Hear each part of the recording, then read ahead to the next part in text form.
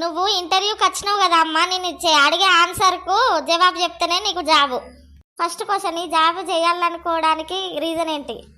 అగో సారు, నీకు తెలియదా సారు జాబ్ ఎందుకు చేస్తారా? అందరూ పైసల కోసం, నేను కూడా పైసల కోసం చెప్తానా. సెకండ్ క్వశ్చన్, నీకు కంప్యూటర్లో నీకేం తెలుసు?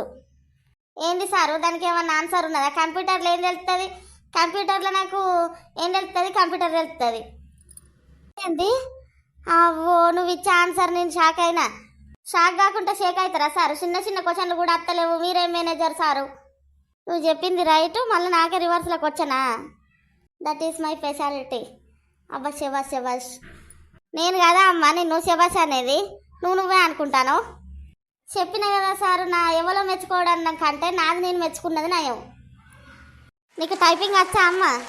ఇక టైపింగ్ రాని వాళ్ళు ఎవరైనా ఉంటుందా సారు? కంప్యూటర్ మీద 2 చేతులు పట్టి అట్టి వస్తే అదే అది టైపింగ్ వచ్చినట్టు. బాగా చెప్తాను లేదు సారు, మీరు మీ పిచ్చి క్వశ్చన్లు. సరే కానీ నాకు జాబ్ ఇక నన్నే రివర్స్లో క్వశ్చన్ అడుగుతుంది. జాబ్ ఇచ్చేది నువ్వు కాబట్టి నిన్ను అడగకపోతే ఎవరిని అడుగుతా సారు చెప్పు? అవో, నీకు జాబ్ ఇస్తే నా కంపెనీ మూసేసుకోవాలి. నువ్వు ఇక్కడ నువ్వు అమ్మ, నువ్వు రిజెక్టెడ్. నాకు జాబ్ ఇవ్వాలంటే నీకు అదృష్టం లేదు ఇక అందుకే. అబ్బో, ఇట్లాంటి వాళ్ళు రోజుకొకరు ఇంటర్వ్యూకి వస్తేనే మైండ్ కాలుతుంది, తలకాయ పోగలు ఎక్కుతానే. అబ్బో, ఏమన్నా పిచ్చి పిచ్చి క్వశ్చన్లకు సమాధానం ఇస్తుందా? అయ్యో వాము. మరిన్ని వీడియోస్ కోసం మా ఛానల్ని సబ్స్క్రైబ్ చేయండి.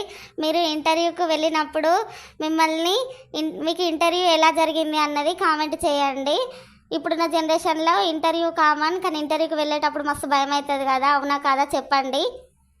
జాబ్ వచ్చేదాకా కష్టపడి ఇంటర్వ్యూలో సక్సెస్ కావాలి అందరూ.